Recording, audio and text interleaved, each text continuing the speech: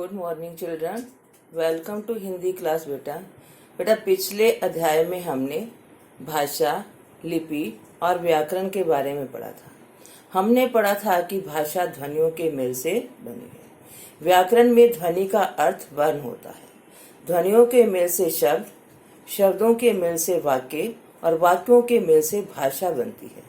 बच्चों, आज हम इस वीडियो के माध्यम से वर्ण विचार के बारे में पढ़ेंगे।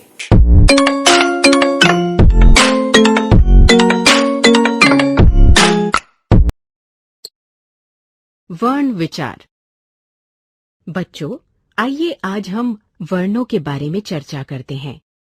वर्ण भाषा की सबसे छोटी इकाई को कहते हैं। वर्णों के समूह को वर्णमाला कहते हैं। मानक हिंदी वर्णमाला केंद्रीय हिंदी निदेशालय, भारत सरकार और राष्ट्रीय शैक्षिक अनुसंधान और प्रशिक्षण परिषद द्वारा मानक हिंदी वर्णमाला का निर्धारित रूप इस प्रकार है। स्वर अ आ, इ ई, उ ऊ, रि, ए ऐ, ओ औ। व्यंजन क, ख, ग, घ, ng, च, छ, ज, झ, य, ट, ठ, ड, ढ, ण, ण, त, थ, द, ध, न,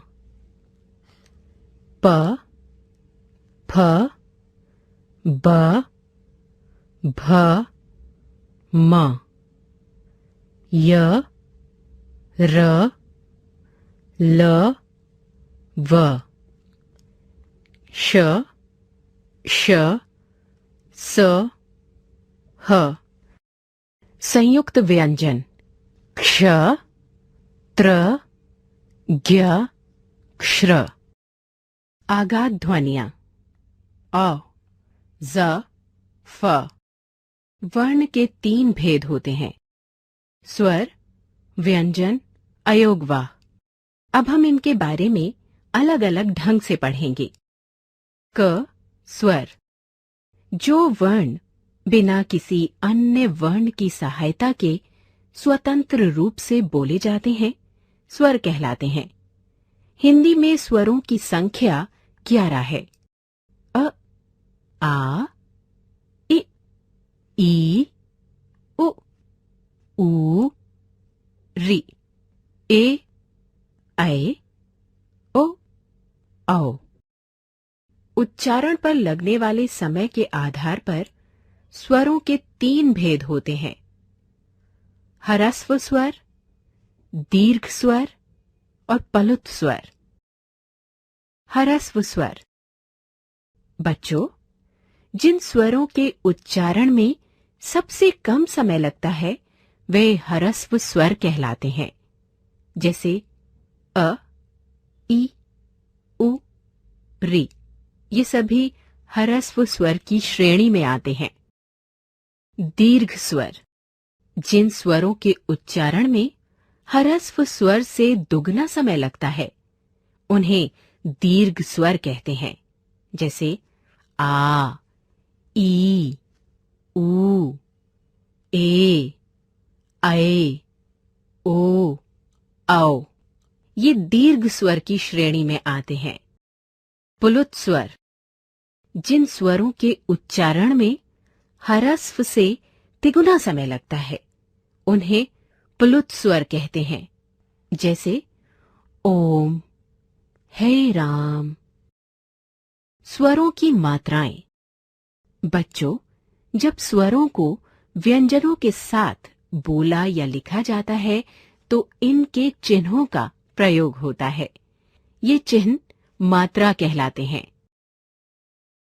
स्वर और उनकी मात्राएं। चिन्ह निम्नलिखित हैं: स्वर, मात्रा अ, आ, इ, ई, उ, री, ए, ऐ, ओ, औ। अ वर्ण की कोई मात्रा नहीं होती, लेकिन प्रत्येक व्यंजन अ वर्ण की सहायता से बोला जाता है।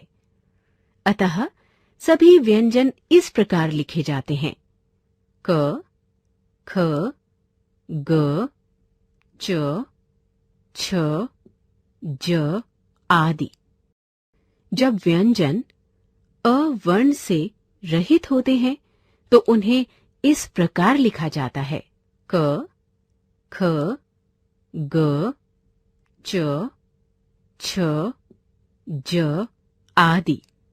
स्वर रहित व्यंजन के नीचे लगी तिरछी रेखा को हल कहते हैं। इनके द्वारा व्यंजन के आधे होने का संकेत मिलता है।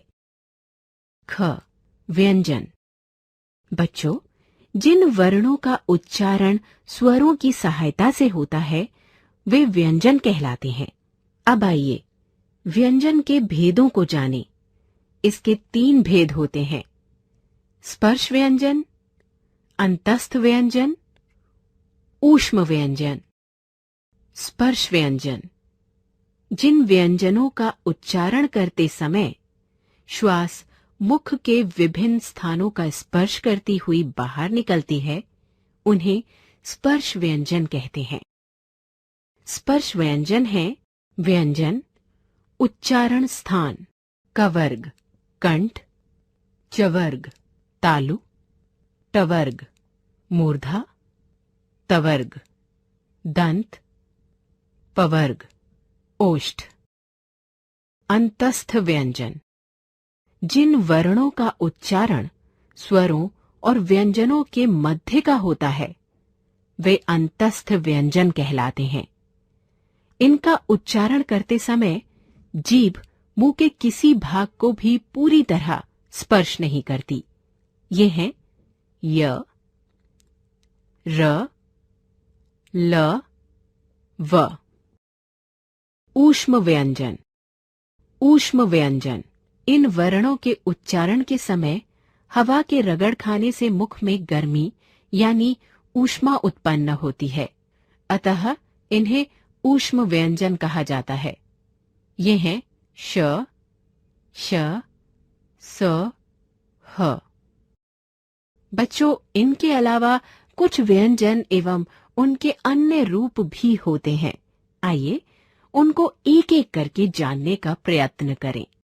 संयुक्त व्यंजन 2 भिन्न व्यंजनों के योग से बने वर्ण संयुक्त व्यंजन कहलाते हैं।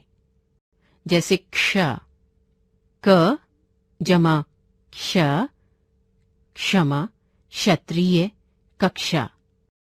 त्र, त जमा र पत्र चित्र त्रिकोण।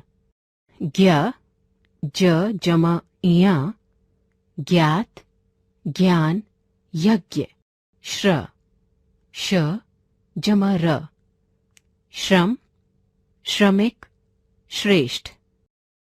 द्वित्व व्यंजन 2 समान व्यंजन ध्वनियों से बने संयुक्त व्यंजन द्वित्व व्यंजन कहलाते हैं। इनके उदाहरण हैं च जमा च चच सच्चा कच्चा बच्चा। क जमा क कक पक्का चक्का सिक्का। त जमा त तत् कुत्ता पत्ता छत्ता। द जमा द दद गद्दा रद्दी चद्दर। ट जमा ट टट भुट्टा पट्टा। न जमा न नन अन्न भिन्न पन्ना। इनके अतिरिक्त हिंदी में 2 या 2 से अधिक व्यंजनों के मेल से बने अनेक संयुक्त व्यंजन हैं। इन्हें व्यंजन गुच्छ भी कहते हैं। जैसे उज्ज्वल उ जमा ज जमा ज जमा व जमा अ जमा ल जमा अ, ज्योत्सना ज जमा य जमा ओ जमा त जमा स जमा न जमा आ। बच्चों, अब हम र व्यंजन के रूपों की चर्चा करेंगे। र व्यंजन के रूप।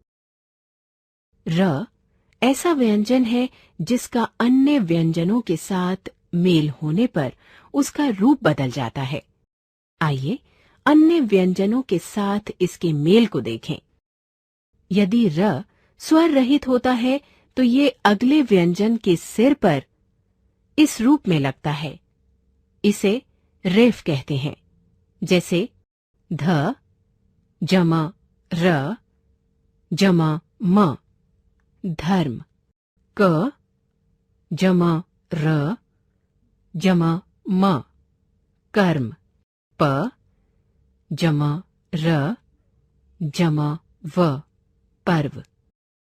यदि र से पूर्व व्यंजन स्वर रहित हो तो र पूर्व व्यंजन के नीचे इस रूप में आता है। इसे पदेन कहते हैं। जैसे ग जमा र ग्र, ग्रह। भ जमा रा भ्र, भ्रम। क जमा र क्र, क्रम। ट तथा ड के साथ र नीचे इस रूप में लगाया जाता है। इसे भी पदेन कहते हैं। जैसे ट जमा र ट्र, ट्रक, ट्राम। ड जमा र ड्र, ड्रम, ड्रामा। आगत ध्वनियां। हिंदी भाषा में विदेशी भाषाओं के शब्दों के साथ आई ध्वनियां आगत ध्वनियां कहलाती हैं। जैसे औ, डॉक्टर, ऑफिस, हॉल, कॉलेज। ज सजा, जरा, जमींदार। फ कफन, खफा, फन। अयोगवा। बच्चों, अ अनुस्वार और अह विसर्ग अयोगवा हैं। ये न तो स्वर हैं और न व्यंजन। ये अ के योग से बोले और लिखे जाते हैं। अनुस्वार। इस ध्वनि का उच्चारण म या न के समान होता है। इसका लिपि चिन्ह ये है। इसका प्रयोग स्वरों और व्यंजनों के ऊपर बिंदु के रूप में किया जाता है। जैसे कंस, हंस, अंश आदि। विसर्ग। स्वर से परे जो दो बिंदियां लगाई जाती हैं वे विसर्ग कहलाती हैं। इनका उच्चारण केवल संस्कृत से आए कुछ तत्सम शब्दों के साथ ही किया जाता है। अतः, प्रायः, प्रातः आदि। इसका उच्चारण आधे ह के जैसा होता है। अनुनासिक।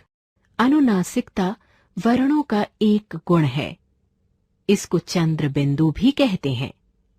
इसका चिन्ह ये है। इसका प्रयोग स्वरों और व्यंजनों के ऊपर किया जाता है। जैसे आंख, चांद, मां, गांव, सांप आदि। अनुनासिक का उच्चारण नाक और मुंह से किया जाता है।